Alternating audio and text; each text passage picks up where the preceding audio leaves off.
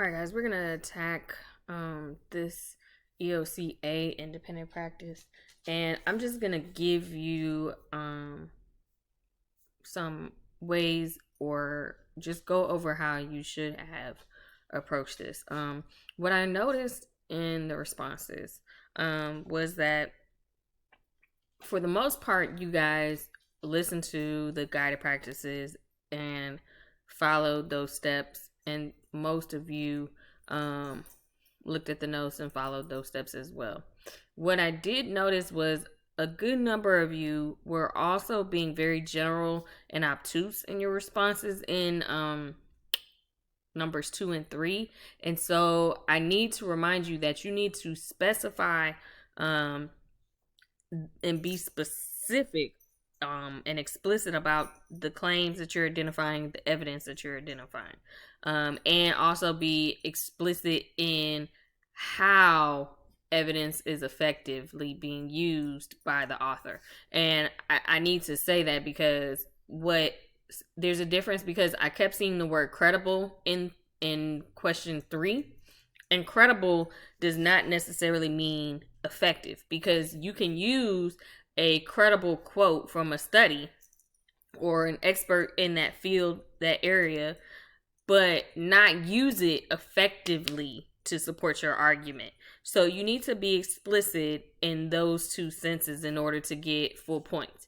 Okay, and then another thing, so because this has to deal with question 2, and as well as question 3, because so you can remember how to answer it. Line of reasoning, the definition for line of reasoning in our glossary is the arrangement of claims and evidence that leads to a conclusion. And I have conclusion highlighted in pink because you'll see I color coded all the expectations. All right. So let's look at the prompt. And I'm going to do this question by question just so you can see what I'm looking at. All right. So read the passage below and then respond to the following 3 questions. Identify the author's argument, main idea, or thesis. All right.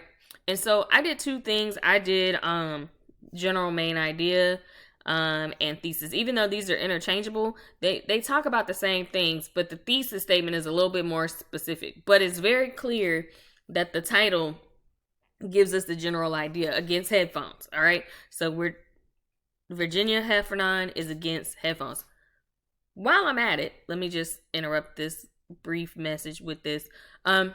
They provide you with the author's names and the titles here, so please make sure that you're spelling the author's name correctly. And if it's something as obvious as this, so we have Virginia Heffernan, some of you put Mr. Clearly not a Mr. So just be sure that you are actually reading and responding appropriately, okay? And don't ever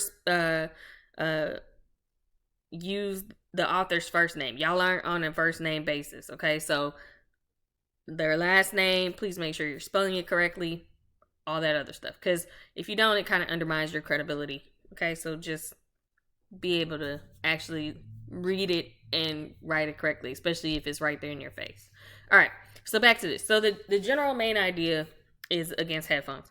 And so I highlighted that in yellow. So you could literally respond to number 1 as Virginia Heffernan, main idea is she's against headphones. Or you could respond with what I have highlighted here as the thesis, which is: given the current ubiquity of personal media players, the iPod appeared almost a decade ago. Many researchers attribute widespread hearing loss to exposure to sound played loudly and regularly through headphones. Okay.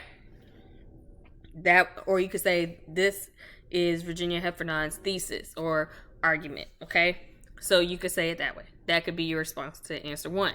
So now that we've identified the argument, now you need to remember, you need to go to the line of reasoning, and show what claims and evidence are supporting that argument and leading to the conclusion. All right. And I'm going to go to the conclusion just so you can see what I'm talking about. So the conclusion here is, Ms. Heffernan says, make it a New Year's resolution then to use headphones less. Allow kids and spouses periodically to play music, audiobooks, videos, movie, television, and radio audibly. Listen to what they're listening to and make them listen to your stuff. Escapism is great, and submission and denial too have their place. But sound thrives amid other sounds. And protecting our kids' hearing is not just as important as protecting their brains. It is protecting their brains. Okay, so this is the conclusion. So what we need to figure out is how we got from this, given the thesis here, to the conclusion. What builds up to that? All right. So question 2 is explain the author's line of reasoning by identifying claims used to build the argument and the connections. Okay. So we're looking at claims, which I have highlighted in green, and evidence, which I have in blue. Now, connections are evidence as well as commentary. So how are the ideas connected, and how are those connections supporting the argument? Okay. So here we go. So I highlighted the first line, which is evidence. 1 in 5 teenagers in America can't hear, blah, blah, blah, blah, from the American Journal of American Medical Association. And then the first claim she has is teenagers exhibit what's known as slight hearing loss, which means they often can't make out consonants like T's or K's or the plinking sound of raindrops. All right. So that's the first claim. Okay. Well, she supports it with the 1 in 5 teenagers, and then she supports it with the has dropped from 33% has jumped 33% since 1994. Further evidence that supports this claim is where she says users are listening to high volumes of music for more than an hour a day risk permanent hearing loss after 5 years. Okay, so you have those claims. All right, that claim, and you have that piece of evidence. So you could say, in your response to answer 2, you could say, the first claim Virginia Heffernan uses to support her argument that against headphones is these teenagers exhibit what's known as like hearing loss, and then provide those pieces of evidence saying to support this. She refers to the Journal of the American Medical Association when she states that 33% jumps to 33%, or that 1 in 5 teenagers has hearing loss, that an hour a day of high volumes risk permanent hearing loss after 5 years, blah, blah, blah, blah. Then you have the next claim, which you could say the danger of digital culture to young people is not that they have a hummingbird attention span, is that they're going deaf. Okay. And then you can go into some other more evidence for that, which I will say is not in the history. Okay. Now, if you wanted to talk about the history, you could talk about, excuse me, you could talk about this claim. It's not incidental that Baldwin imagined headphones first as a way to block out crowd noise and hear sermons. And then it goes into like workers and stuff like that. So denial, submission, and denial of commotion. Okay. So we got those. And then you could use the history, the evidence. So headphones were invented more than a century ago. Baldwin's device was designed as an amplifier. So you have that. So that's evidence to support it was imagined as a noise canceller. And then you could talk about, in the second paragraph, evidences in the design explicitly for personal consumption, and then shutting out families. So we got all that. All right. So that's evidence to show that what we're talking about. All right. Then we can go into, there's more evidence about how the technology has like evolved. And then we have another claim, and it says the downside is plain, it's antisocial. And then we can go back and connect to the first one. Okay, So we could say something about it's antisocial. So we could talk about the history and why it's antisocial, because it's noise canceling is to drown out other people and surroundings. All right. And then we can also use this evidence, shared experience of listening to music with others, not unlike other cultural rituals or communal eating. Okay. And so you have to, you can incorporate that. So then we make the connections, like against headphones.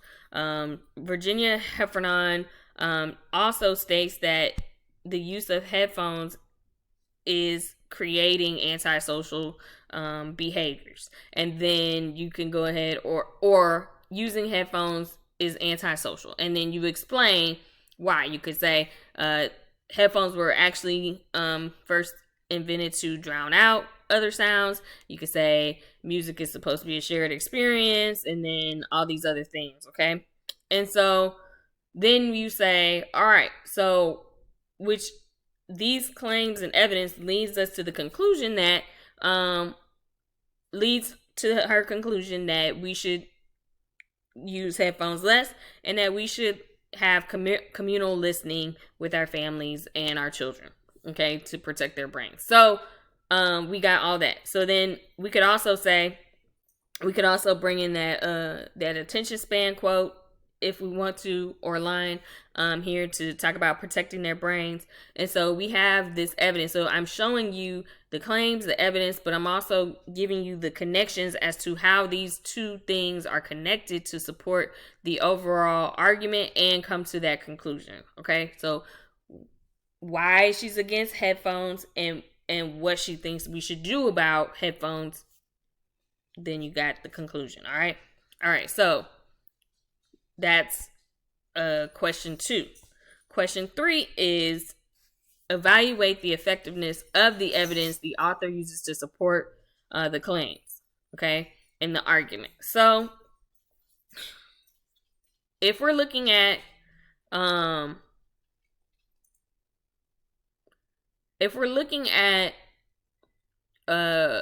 claims here, and honestly, I missed one and I should have. Let me add it real quick. Sorry. I thought I had it. We have this here. All right. So our first claim is teenagers exhibit what's known as slight hearing loss. And then we could talk about the evidence used. And it has the 1 in 5 teenagers. And then it has that slight to severe has jumped from 33%. And what you can say is the evidence used to support that first claim that I just said is effective because it shows how teenage hearing has been impacted because of the volume. And then we could also talk about the risk of the hour of high volume, risk of permanent hearing loss in 5 years. Okay, so we have that. It's effective, and why it's effective is because it shows statistically how much teenagers are impacted by the use of headphones, all right, or earbuds. And so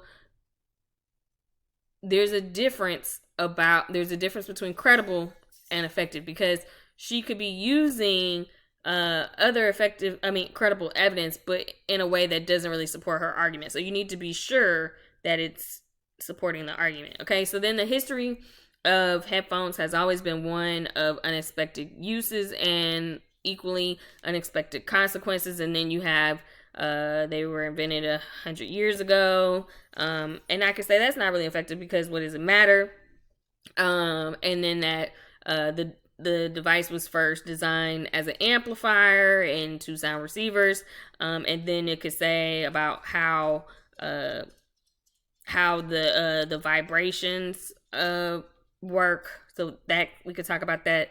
And then you have all the other elements of how it was designed for explicit consumption, and then why the technology was revised or changed or evolved, because then you could explain that I don't necessarily agree that it is effective in her her claim. I think it's more about the history, but I don't think it does particularly well, that piece of evidence. I think she makes good connections, but I don't think the evidence she uses is the greatest. Okay. It doesn't support fully. Okay. Then we have, what's the other claim? It's antisocial. And then we could say the quote from the Atlantic explains why it's antisocial, because music is communal. And that is effective because it explains how it creates antisocial behaviors, because we are drowning out other people and other sounds. And so that would be another one. And so these are, and then you could also talk about reasons, the other connections, or what she says about how they should be used professionally. And you could say that that's not something that should be a focus for consumer use. So we have those things, and we could say that's effective or ineffective, but you have to explain. Don't be general and list the evidence and then just leave it there, and say it's effective or not effective, or say the evidence is effective and not effective, but don't explain how or why it's effective. Because then that's not going to get you the full points. All right.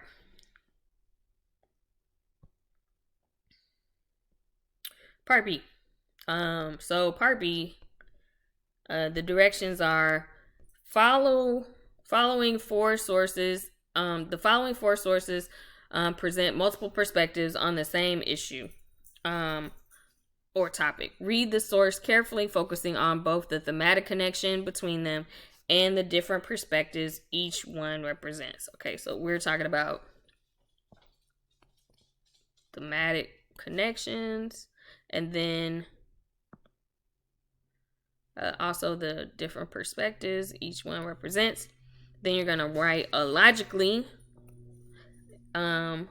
organized and well-reasoned argument that presents your own perspective on the thematic link you identified, and you have to incorporate at least two of the sources.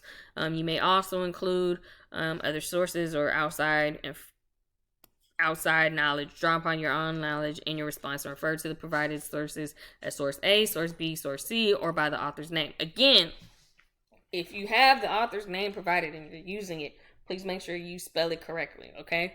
So here we go. So here are the sources we have. Sorry. The greatest mistake a man can make is to be afraid of making one.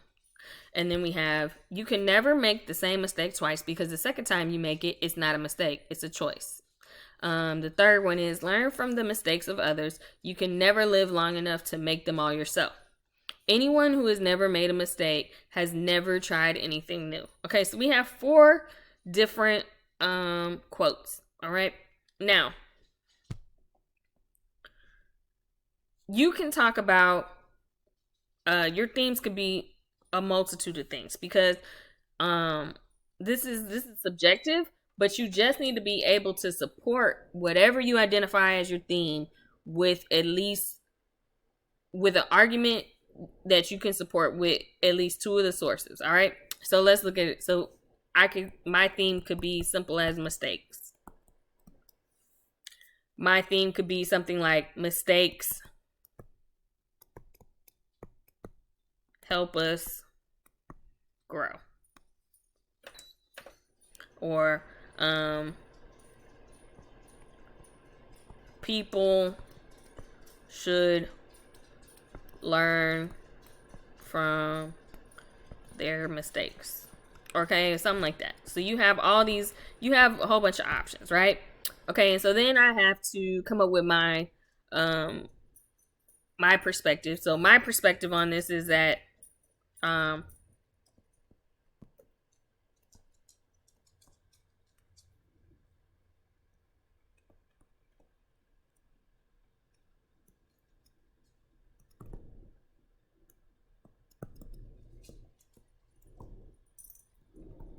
okay, so mistakes are a necessary element of learning. Okay. So that's gonna be my perspective. And it's gonna double as my argument because it's an argument. Okay. And so what I have to do is use this particular argument. I knew it was going to do that. Use these sources to support this particular argument. And the two sources I'm going to use is the bottom two. So I'm going to use Albert Einstein and Groucho Marx. So I would say mistakes are a necessary element of learning. And so I could quote the quote, learn from your mistakes. As Groucho Marx says, learn from the mistakes of others. You'll never live long enough to make mistakes. And then what you could do is explain that, and you could even use your own experiences of that as a connection, as further supports, as further evidence, and then have your body paragraph of why learning from others can help you. Learning from other people's mistakes can help you grow. Okay, and then we could even talk about like history classes, because history is all about learning from the mistakes, historical mistakes, and making sure we don't repeat them, right? And so we could talk about that. That could be our whole first paragraph, talking about how the mistakes of others, learning about the mistakes of others helps society grow, or something like that. Anything, you have room to go ahead and do that. All right. The second paragraph could probably be about, personal, learning from your personal mistakes or things that you've done. And then I may talk about how to be great at anything, you have to stumble. And then I could talk about how all the greats in the world have had huge failures and then went on to be very successful. Or I could talk about how my own personal experiences at failures or and then successes. I could give an experience about falling on a bike. I could give an experience about, getting to the point where I am professionally. These are all things that you have to, you can take into consideration, and you tie it into anyone who's never made a mistake, has never tried anything new, because we're not naturally nobody is going to be great at everything when they first start. Okay. So it's just the way of human nature. And so that could be our whole second claim. Okay. And we could talk about how personal growth happens from mistakes or failures, and then you conclude. Okay, so it needs to be written like it says, organized logically, and what's the second expectation, and well reasoned. So you need to make sure that you're making those connections plain and explicit, and then you can conclude. Now remember, you can use the other sources as evidence, and you can use your outside experiences, which is why I was saying. So you have room to play with this, but you need to be sure that you, one, have identified a correct theme, and two, that you can identify your perspective on that theme. And it doesn't have to be agree, or it doesn't have to always be that you agree with it. You can disagree, or you can come up with some other outside the box thought. It's up to you. As long as you can support and argue it with the two sources and can reasonably provide connections and claims to support that. Okay, so if you can't do it, don't do it. Make it simple as possible. All right, and so that's how your responses for these independent practice should have gone. If you have any questions about that, let me know. Good luck on your EOC, and talk to you soon.